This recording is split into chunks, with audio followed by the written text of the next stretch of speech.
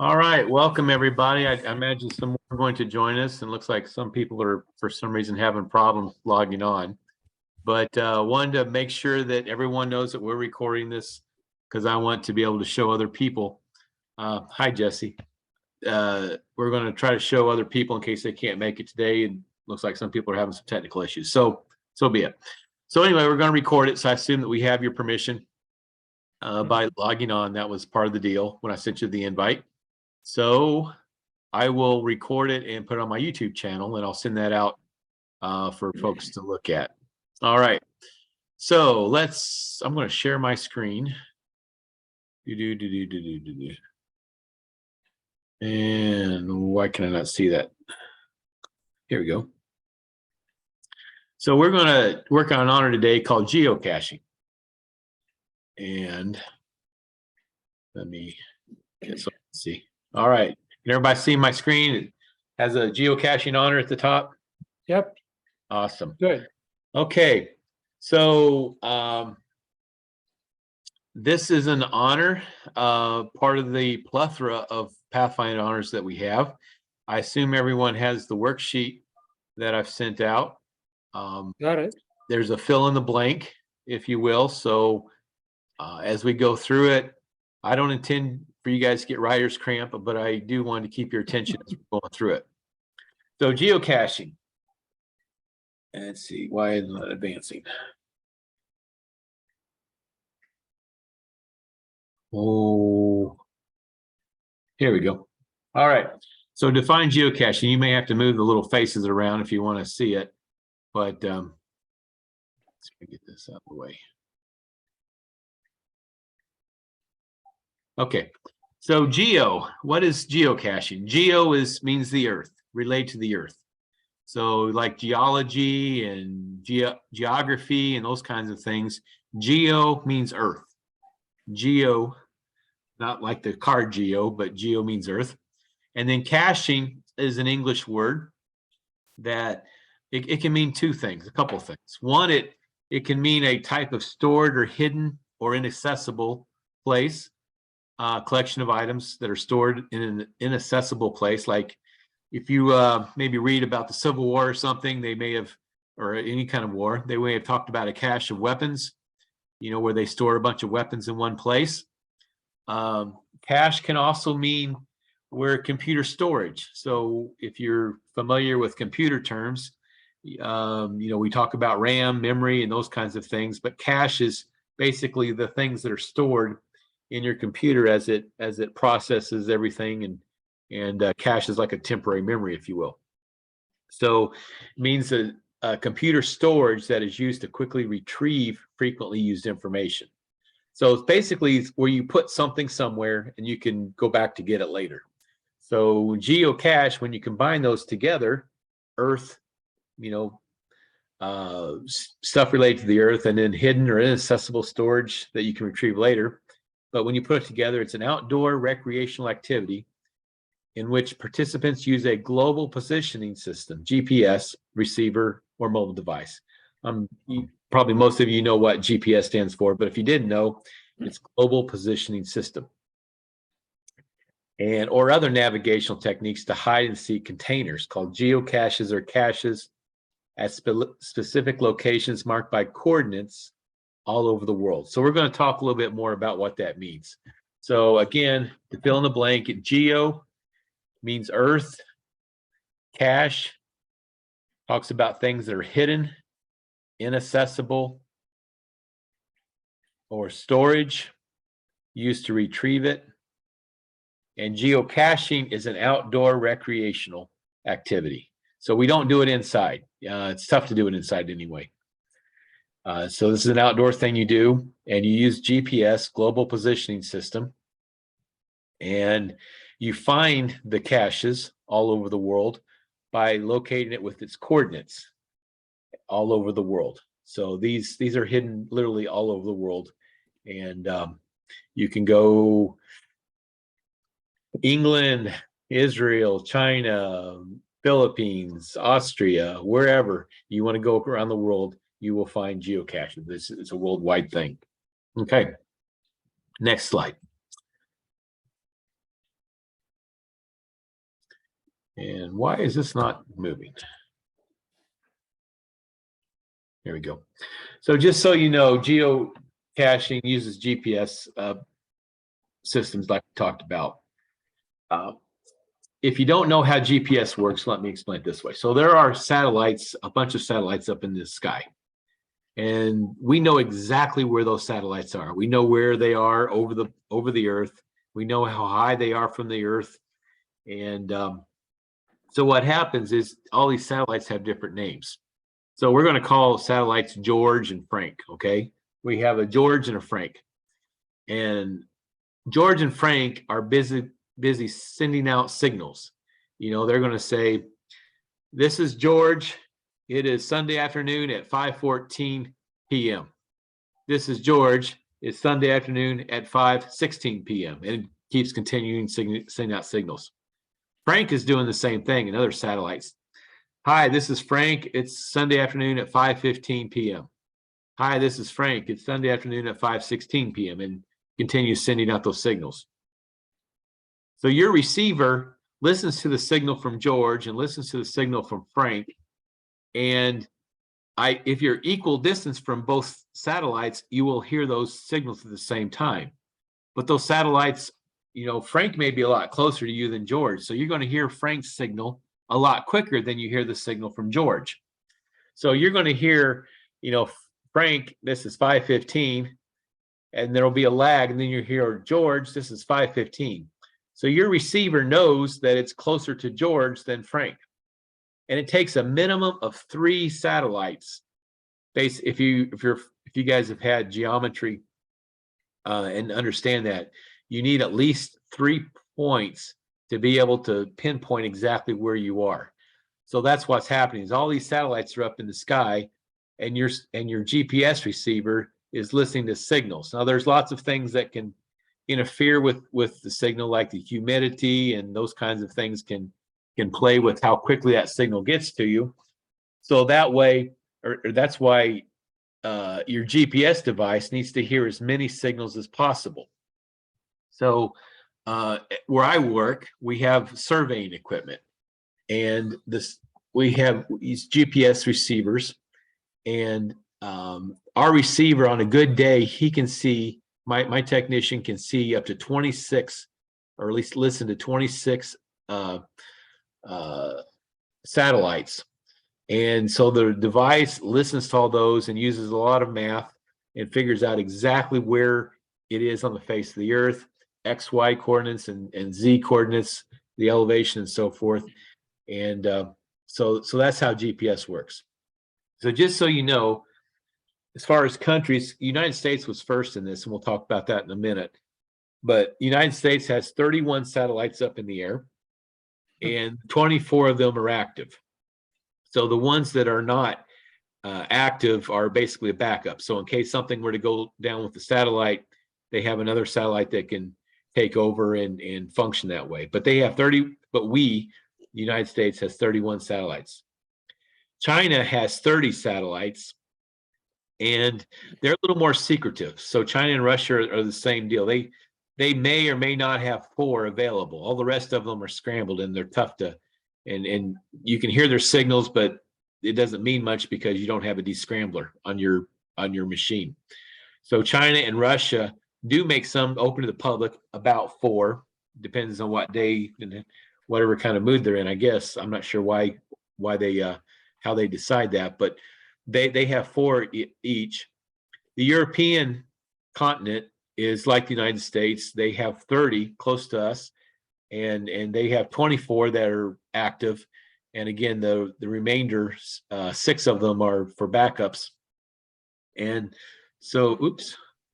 So we'll try to get this out of the way. Okay. So there's 115 total satellites that we know of that are up in the air, and 56 if you were to be able to read everything. Of course, some are in the southern hemisphere and so forth.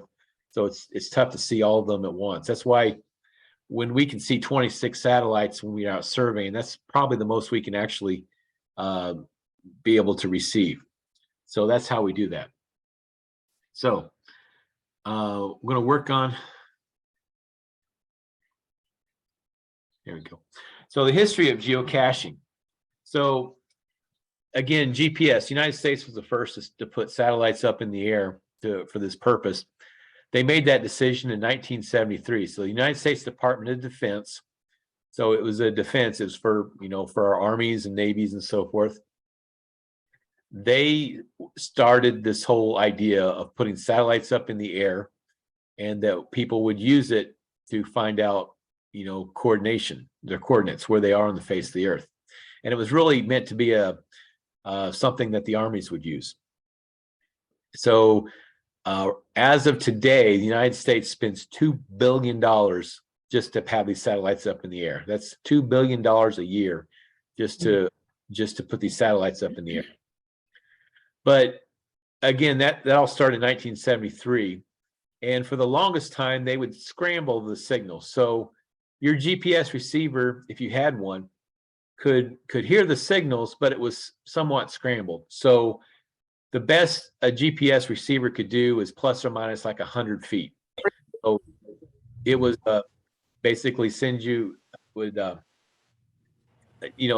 tell you about where you were, but it wasn't real accurate. So if it knew that you were driving, it could pinpoint what interstate you were on, but it would not tell you exactly, what corner or anything like that. It was just get you close.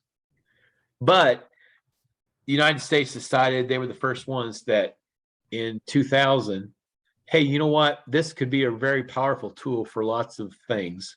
For obviously, we know today that we use GPS for almost everything.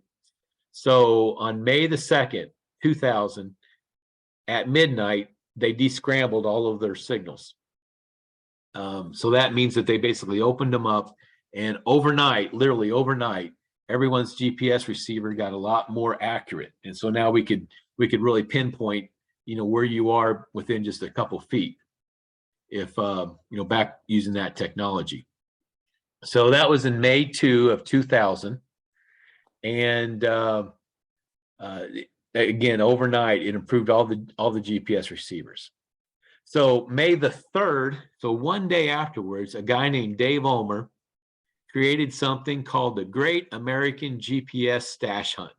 Not exactly catchy with the phrase, but the Great American GPS Stash Hunt. And what he did was he posted coordinates of where he planted a bucket. And he had the instructions. He said, take some stuff, leave some stuff. And so he put this bucket in Beaver Creek, Oregon. That's the place near Portland. It was a black bucket, and inside the bucket he put videos, books, software, and a slingshot. And right there is a picture of the little plaque monumenting where this happened. Okay, so if you're filling out your worksheet, the U.S. Department of Defense since 1973 is when basically we started using satellites for GPS. And on May 2, 2000 is when they opened up the code and didn't scramble it, so everyone could pinpoint where they were. And the first geocaching happened in Oregon. So to do geocaching, you really only need three things. You need a membership. So go to geocaching.com and you basically sign up for a membership, like you pretty much do everything else that seems like we encounter in this life. So a geocaching membership, it's free. You can pay things and you can pay a fee to help support it, and it gets you a few extra bonus features, but by and large, most people have the free membership. You need a GPS device or a mobile phone. Back when I started this, I was looking, I think I've been a member since 2008. I use something like you see in the upper right, the little GPS handheld device. And then what would happen is I would look up GPS coordinates for geocaches at home. I would print them out on a piece of paper. I would have to enter them into this little GPS gadget. And then I would go out, find the places, and I would come back, and then I'd have to log them in that I visited them. Now it's a lot easier because a lot of phones have GPS, and you can actually get the app on your phone. So there's a geocaching app, and if you just have access to the app out in the field or when you get back home, you can do it either way. But you can actually fill out your information and find find it as you're out there actually looking for it. Okay, so when you get on, again, it's create an account just like you would almost any other website. You can sign up with Google, Facebook, or with Apple. You type in your email, and then we'll talk about username. My username is Old Monarch, so I'll explain why that is later. Define the terms. So a container, we need to talk about containers. What is container? Duh, it contains what the geocache has. So a container is what contains the geocache. These containers, most of the time, are waterproof to protect the cache from rain, snow, ice, and condensation. It is yucky when you open up a cache that got wet inside. Maybe somebody didn't latch it good, or maybe it just wasn't a very good container and got a bunch of water in it and ruined a bunch of contents. So that's yucky. Sometimes you will see caches that maybe it's a plastic that was left in the sun and it cracked and whatever, it's in bad shape. But for the most part, it should be something that's waterproof, something that won't degrade in the sun. And so these are what you see here is the very common things that you might see while you're out geocaching for a container. Also, at a minimum, a geocache should have a logbook. A logbook consists of paper. So sometimes it's in a booklet form. Sometimes it's just a sheet of paper that you write your name on, and that's all that you really need to write. A scroll of paper. So when you find it, you sign in. You actually sign your name to it. So I would write Old Monarch, and you write the date that I would found the cache. That way, you don't want people just logging on the website saying, "Yeah, I found it." No, you actually have to go physically find it, and you sign in. So it has to be paper. Sometimes caches, if they're big enough, would have a pen or a pencil, but I always recommend that you need to take a pen or a pencil with you. So a lot of times you'll find this the logbook inside of a Ziploc baggie. So in case the rig does get any water or dirt in the cache, it won't ruin the piece of paper, because that's probably the most sensitive thing, or the most degradable thing in the cache is the actual piece of paper. And then remember to replace it.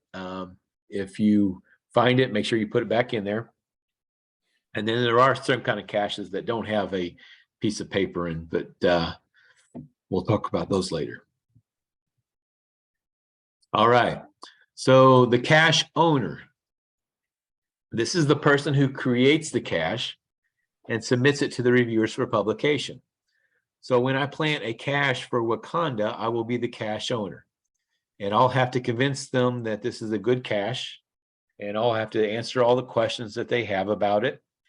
And if there is anything that, somebody starts visiting and say, "Ew, this cache is all messed up, a raccoon got in it, or it's got dirty, or it needs more logbook," it'll be my responsibility to maintain it, or at least have somebody, like maybe I'll have Becky or Elgin, or maybe Pastor Zach say, "Hey, there's somebody said that we need a new logbook, or that it got wet or something like that. So I'll need somebody to go check on it." So I used to have a couple caches, and but I moved away, so no one was there to maintain those, and those have since been archived.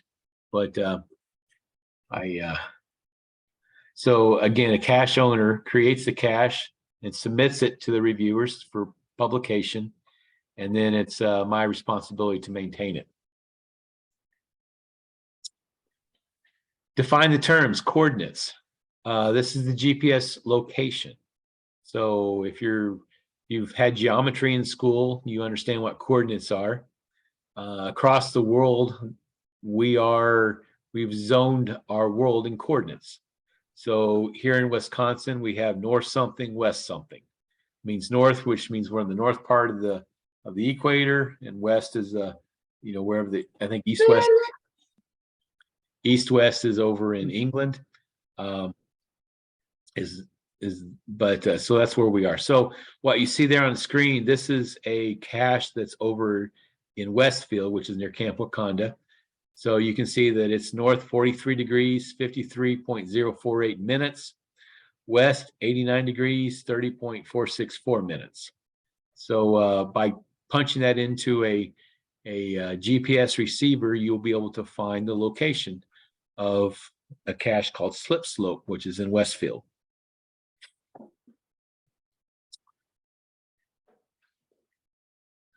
The terms muggle. So you'll hear the term muggle a lot. So once upon a time, I hate to admit it, but I did read a Harry Potter book. Wasn't overly impressed. I understand how people like them, but it was just too weird for me. But a lot of people like Harry Potter, but from the Harry Potter books, there is something called a muggle. Basically, a muggle is something who's, not one of us, if you will. So in the geocaching world, a muggle is someone who's not a geocacher. So it may say, watch out for muggles. That may mean that you're in a public park.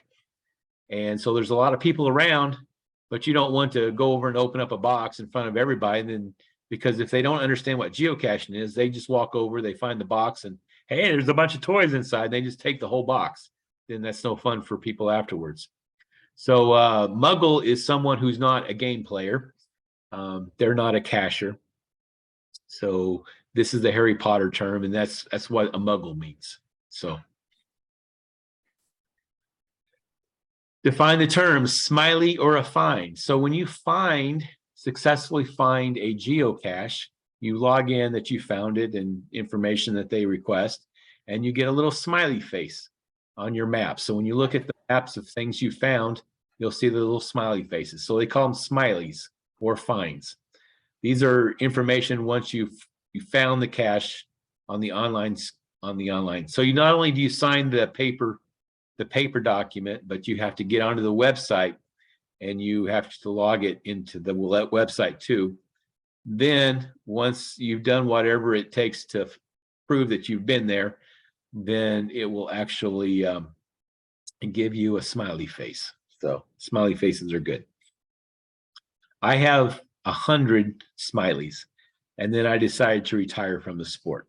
I haven't geocached in a long time. On a recent trip, I actually went with some people who geocached, and I just refused to do any more geocaching. I went along with them because it was fun, but it's like, I'm going to stay at 100. I'm not going to, it can really take a lot of time if you do it a lot. The caching name. So your username. So again, Old Monarch. So when I first started this, I was a Pathfinder club director of the Monarchs, that was in Indiana. And so since I was the leader, I called myself Old Monarch, and that is what I use. So your geocaching name, you probably don't want to just use your normal name. You want to be somewhat discreet.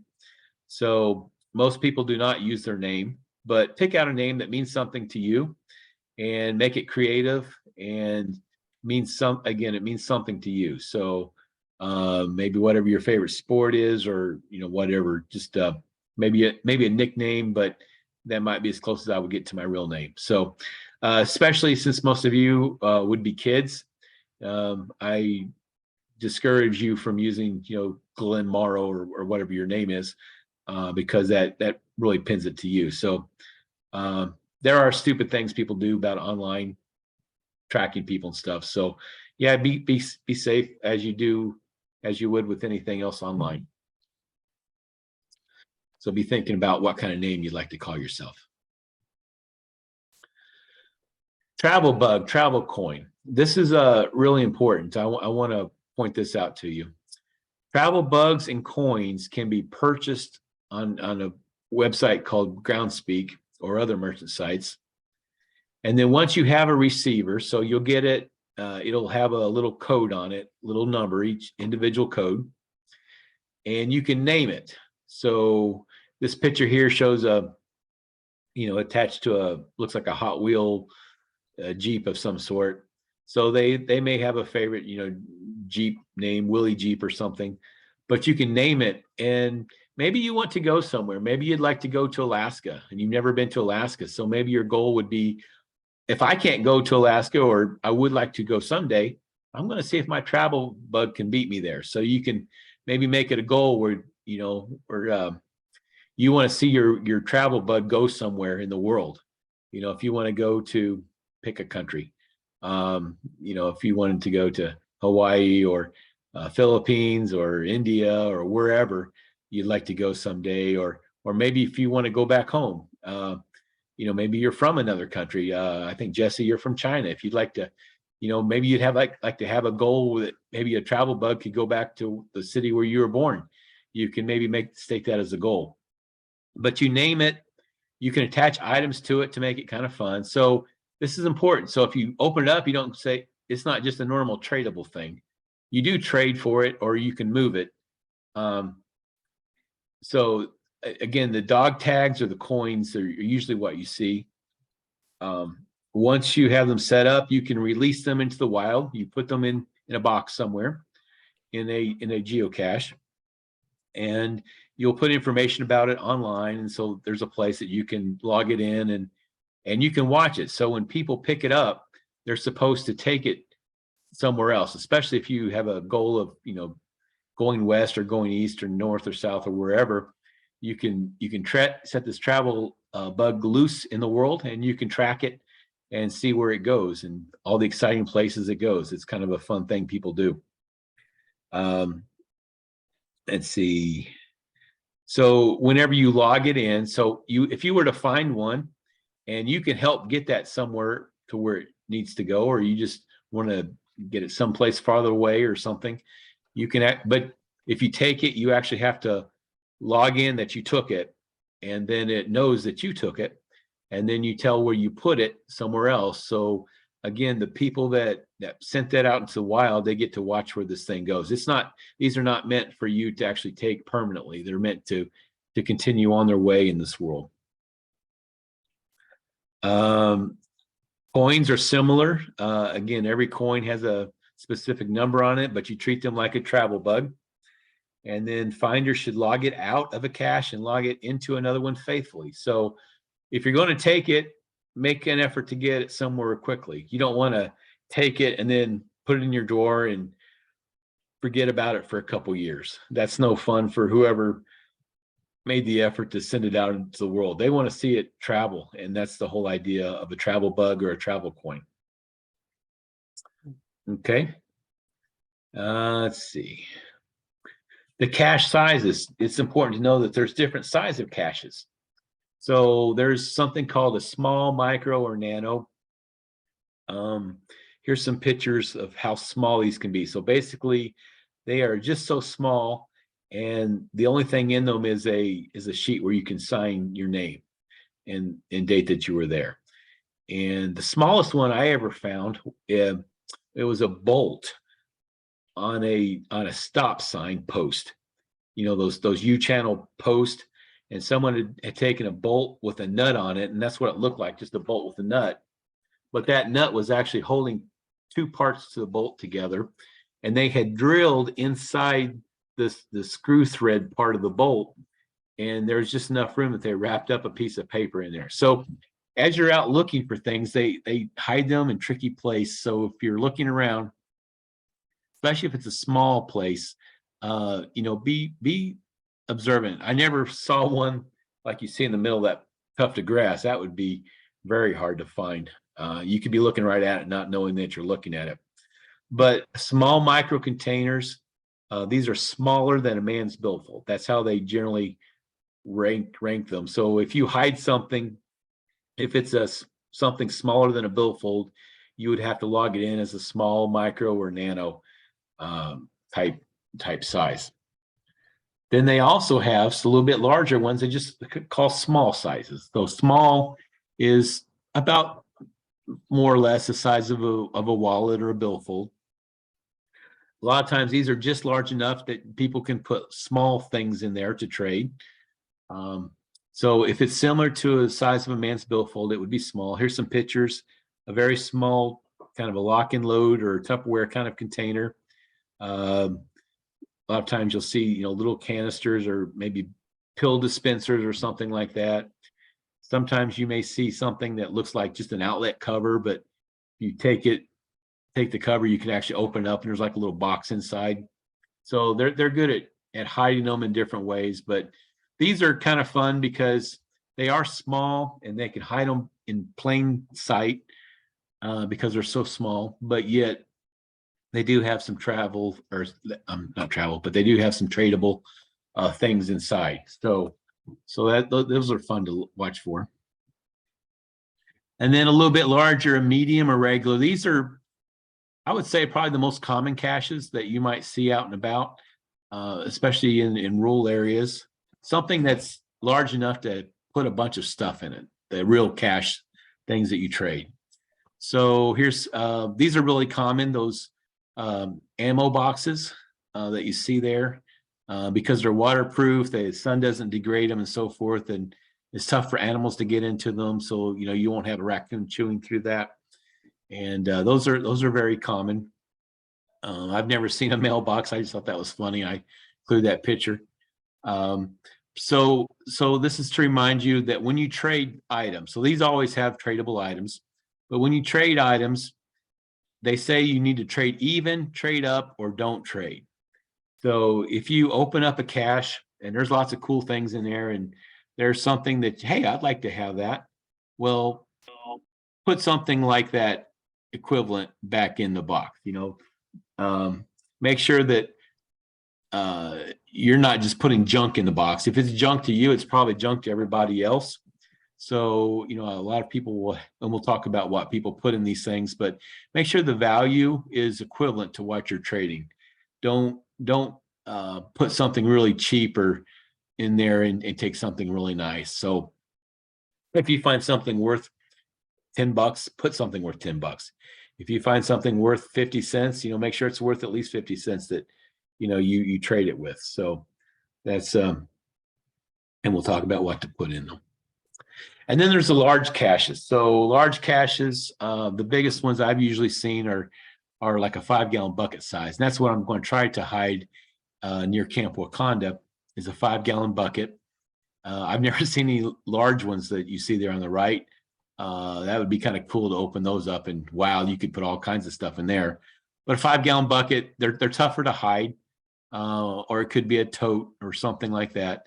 They're tougher to hide because they're a lot bigger. So usually these are in rural areas, like you just have to see. I'm not going to give it away, but they're places and look high and low, and it's tough to hide bigger things. But when you can't hide big things, that's fun, because that usually means there's lots of things in there to trade. Other sizes. So sometimes people get very creative. So you see a picture there. There's looks like a walnut, but they basically made it a pamphlet. So they made that so people can. It would look like a walnut till you open it up. And I'm not sure how you make that waterproof, but things like that. People can be very creative. So if it's other, that just means it's something weird. So unusually shaped, size. Sometimes they're like a Ziploc bag or something like that. Ziploc bag is not a great container, but maybe that's because of where they hit it. That's the best that they could do because of whatever reason. There are also things like earth caches and virtuals that display.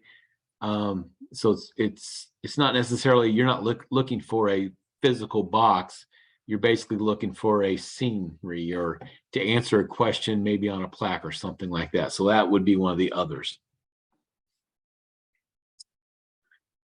A traditional cache, at a minimum, contains a container and a logbook. So that's the minimum that a traditional cache needs to have. So normally it says that you'll find a Tupperware container.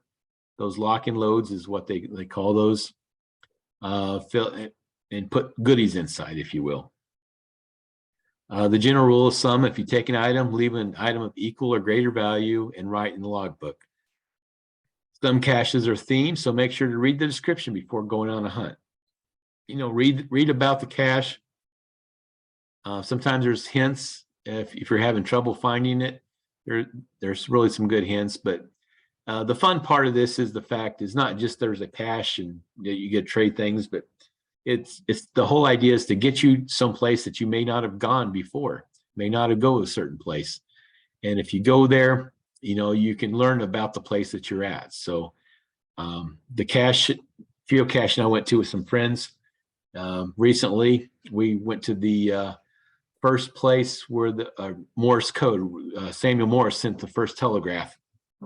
Kind of cool. So if it weren't for geocaching, I wouldn't have gone there. But as part of getting the geocaching, finding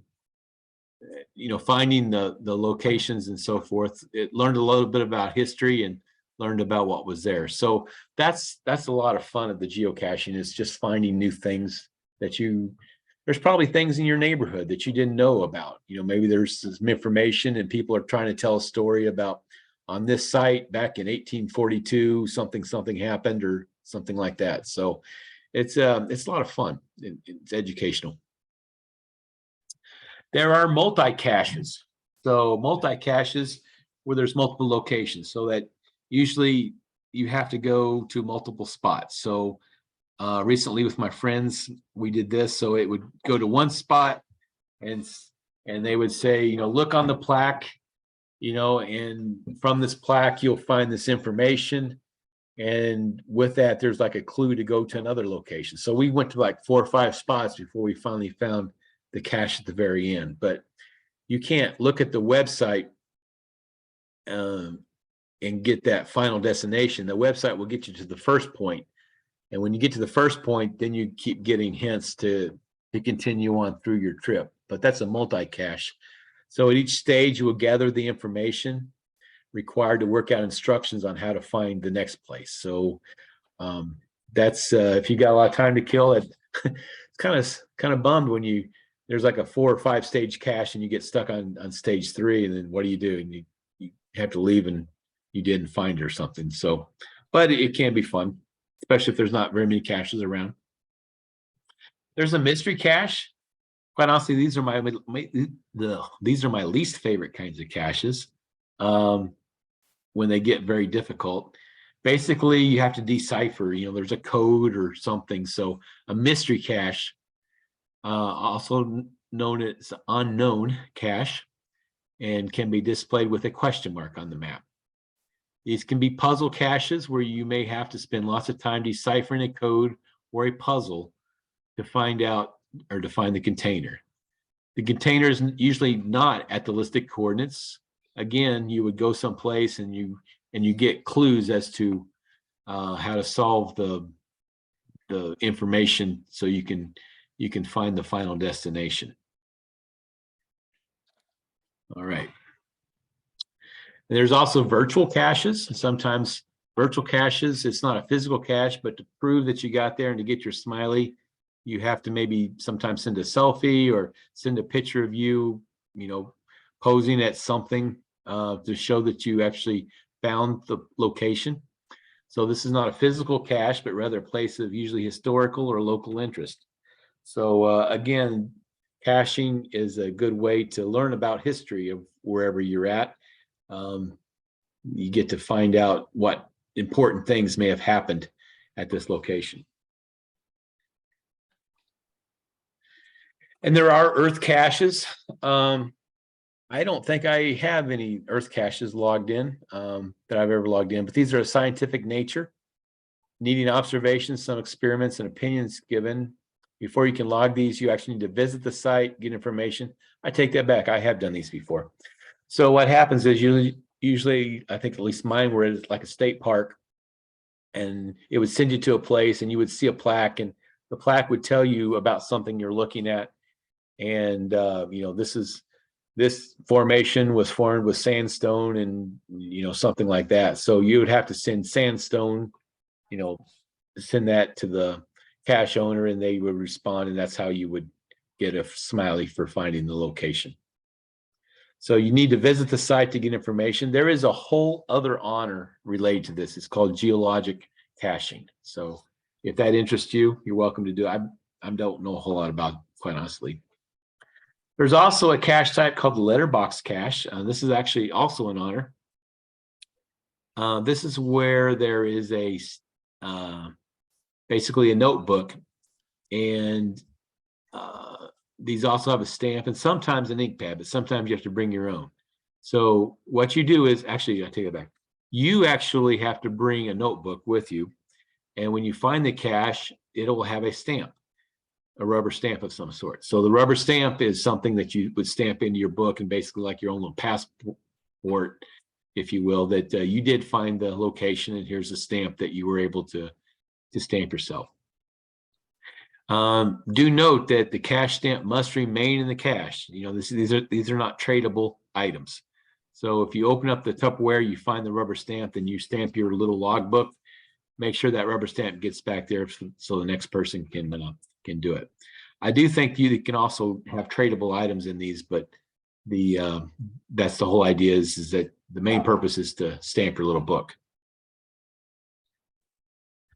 There is something that I have no idea about. It's called Where I Go Cache. So I understand this is something you do on your phone.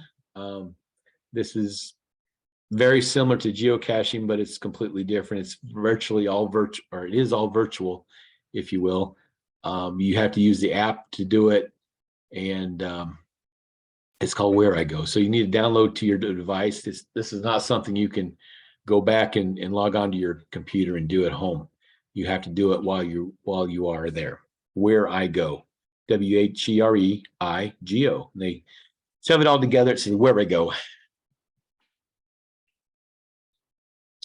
So other items you need for geocaching. So I mentioned that it's always good to bring something to write with, either a pen or a pencil, because sometimes, you know, maybe pen in the geocache got lost, or maybe it's out of ink or something like that. So it's always good to have a pen to bring with you. Bring bug spray, sun lotion, those kinds of things, because usually you will spend a lot of time outside. A lot of these places, sometimes they're like old cemeteries, a lot of weeds and such, and you know, a lot of bugs, mosquitoes, especially here in Wisconsin. And you'll be out in the sun. You want to take care of yourself. Sometimes it's always good to have some paper, maybe even a geocache sheet that you can download. So if you happen to go there and you are the last person, or maybe it's already full, the logbook, you can be nice to the owner, and you can actually put in a new book or a new piece of paper or something like that, so people can continue logging themselves in, and you're saving the owner from having to take time to go out there. You're there, you've got paper, might as well replace it for them. Other than that, take things that mean something to you. So when I would geocache, I played a lot of golf at the time. So I would take, you know, a nice golf ball. You know, that would seem to be a good size. That a lot of times caches, if they weren't too big, I could still fit a golf ball in there. And that's like a $3 or $4 item. Or a fancy tee. I really like the brush tees. Those are things that said something about me at the time, and that I thought would be of interest to someone else. They may see that and say, yeah, that's cool. I'd like to take that. I can tell you, I've seen a lot of little Army guys in there. So people that had been in the military, that meant something to them. They were, you know, former military people. You'll find a lot of Hot Wheels, you know, games and little jacks and those kinds of things. Something especially when I would go out and do this on Sabbath, I would take glow tracks with me. So I wouldn't trade glow tracks, but I would actually put that in there.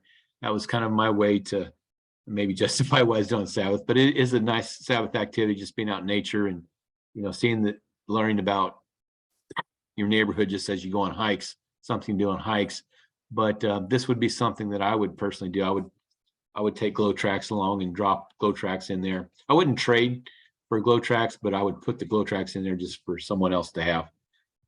Just FYI. So, but it's all up to you. It's all personalized. What means something to you? What do you think is cool? Again, don't say, well, this is broken. I don't like this anymore. It's junk. If it's junk to you, it's probably junk to somebody else.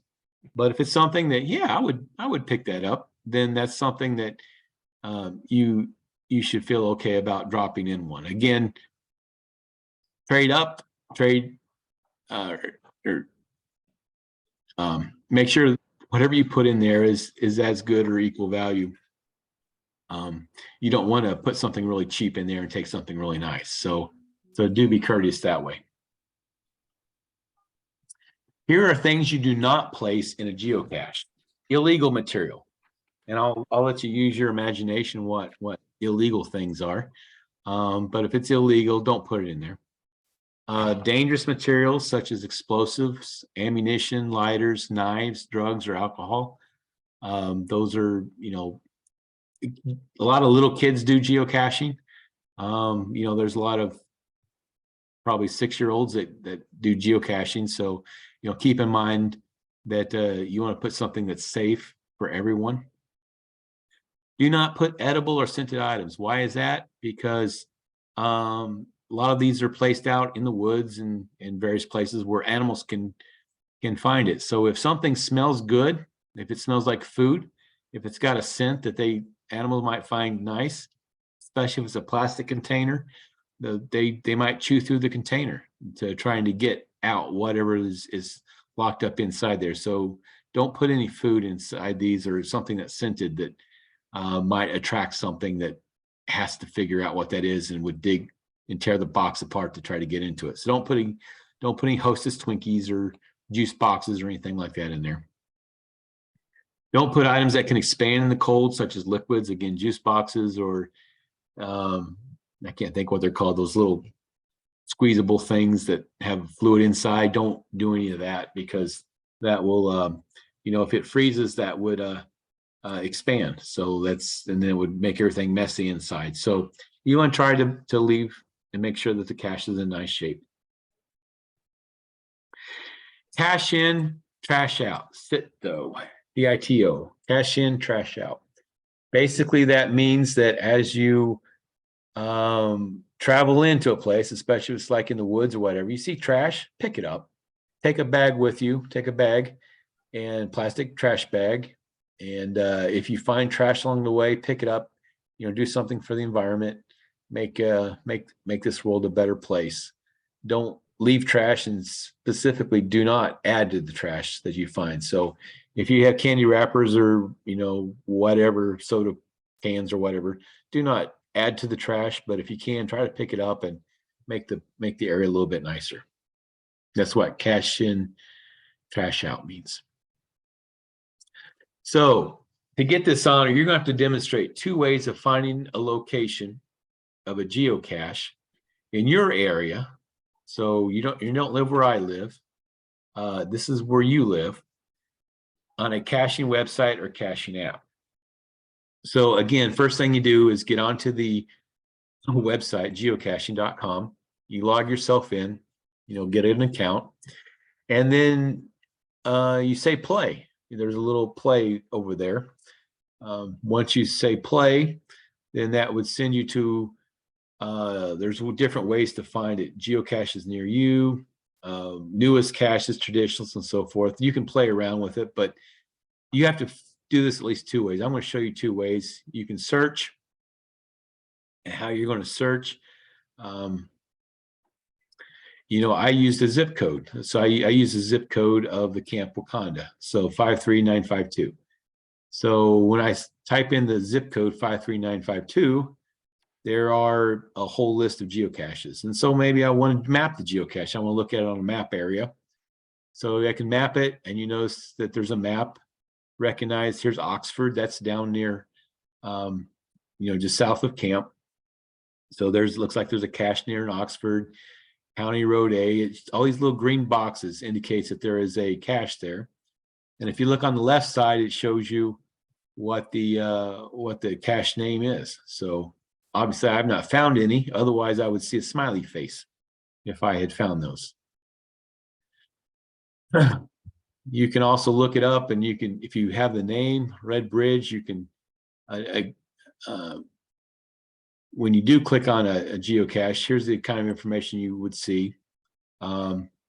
It tells you who the person that looks like Fire Monkey is somebody that planted the cache here. He's the cache owner.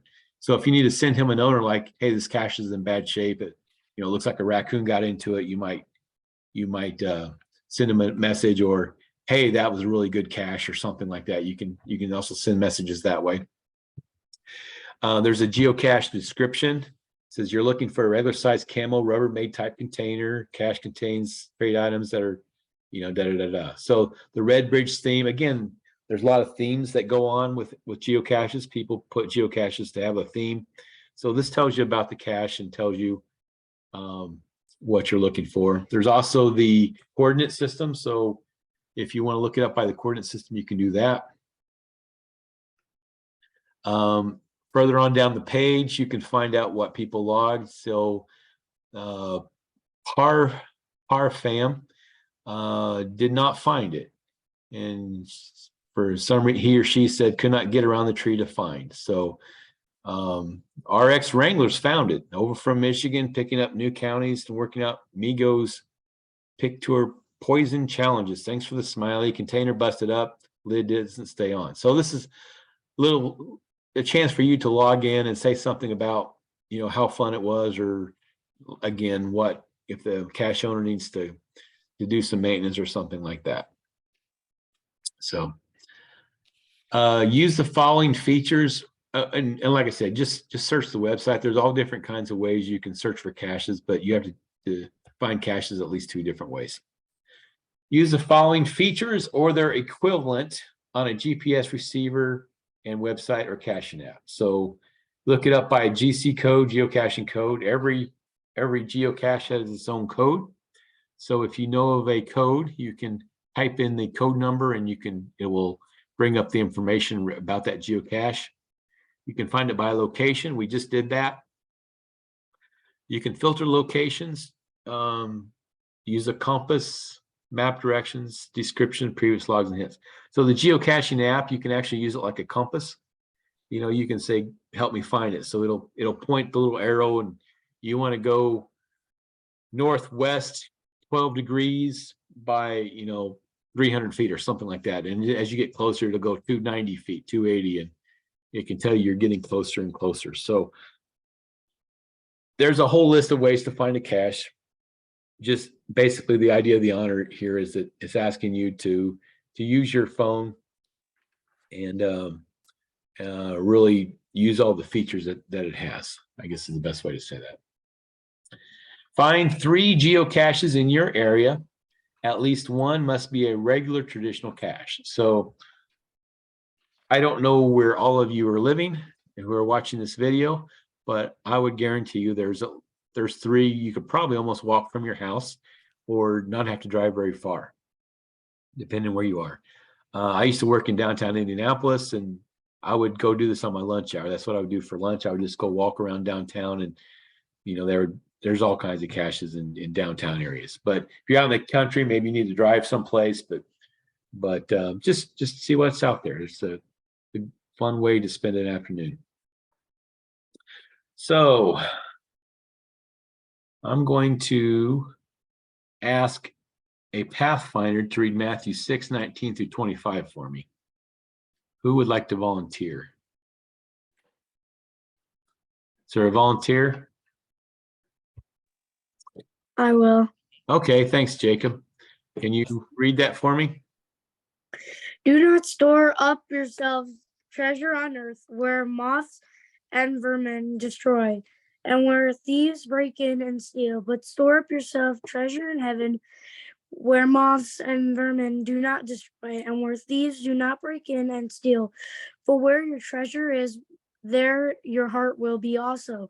The eye is the lamp of the body. If your eyes are healthy, your whole body will be full of light. But if your eyes are unhealthy, your whole body will be full of darkness.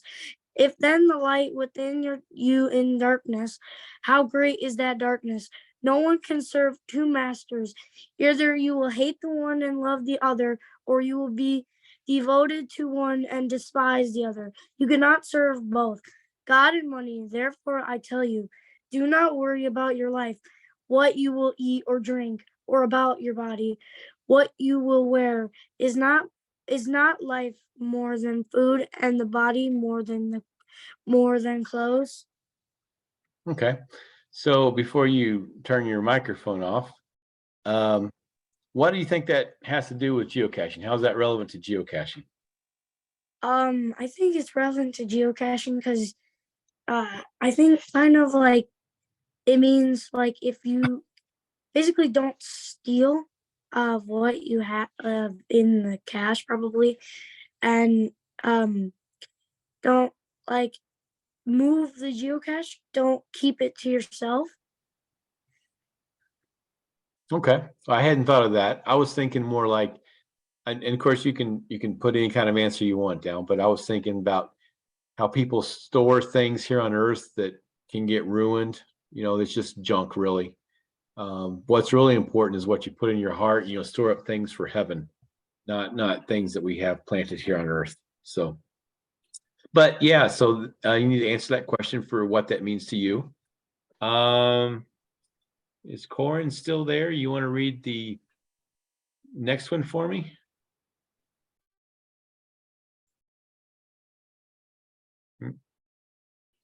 Read Jeremiah 29:13. You will seek me and you will find me with all your heart. So how does that relate to geocaching? What do you think?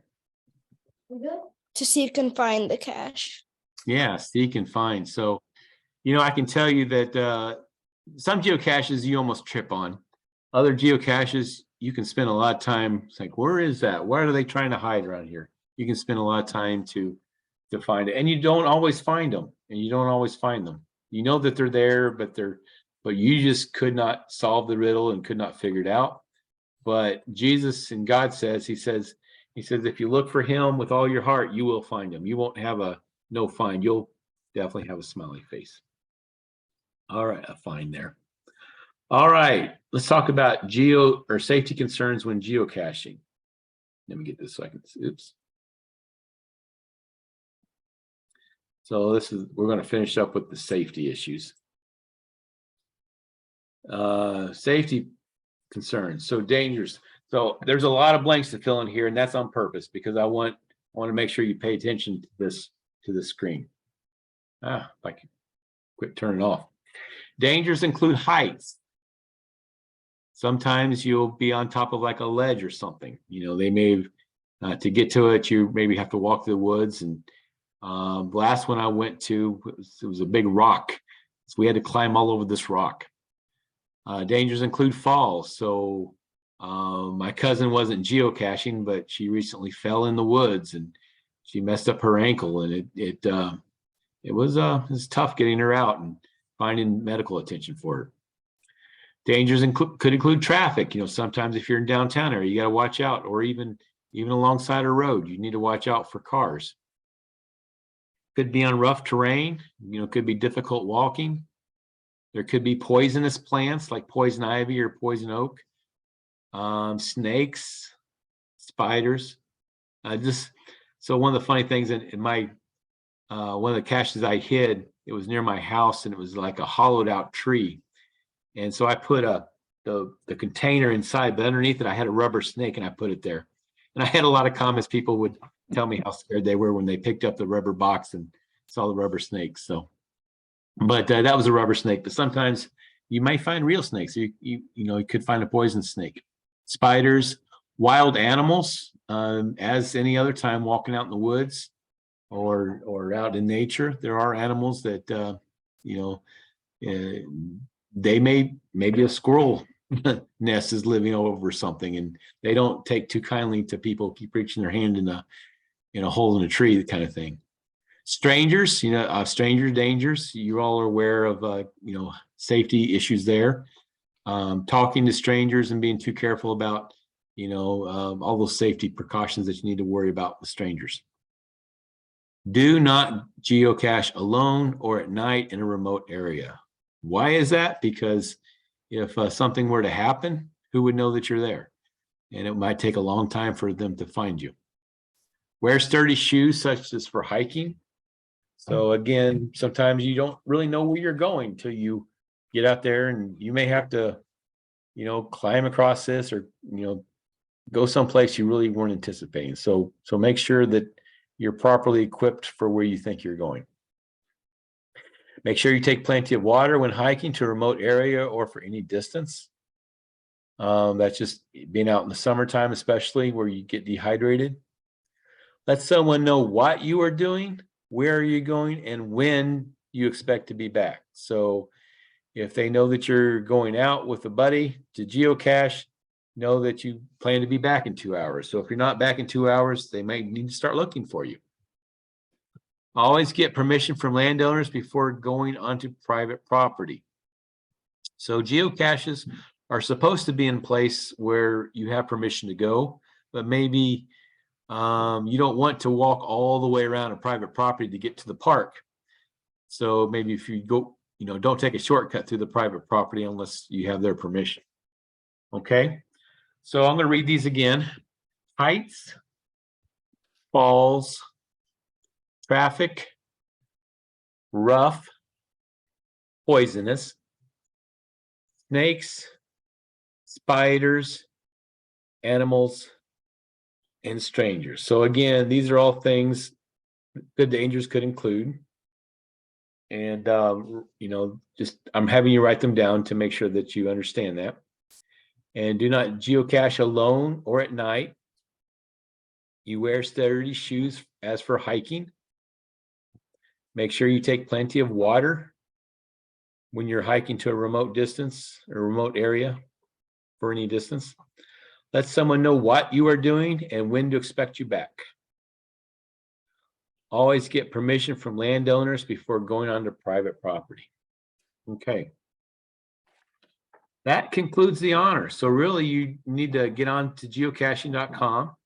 You need to make yourself an account and you need to use a phone or a GPS gadget. And once you do all that and you fill out your worksheet, you can show that to your director and they can order a patch for you.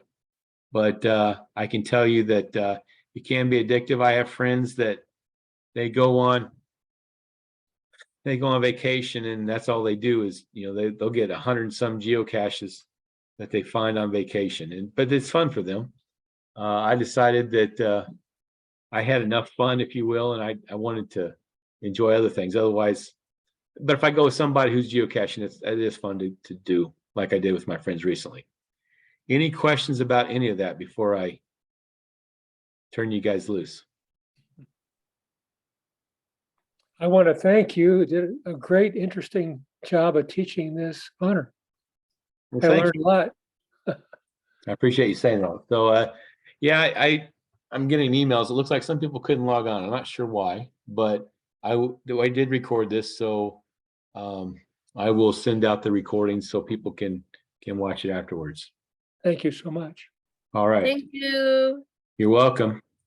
Have a good rest of your weekend. Thanks, Glenn. Bye-bye.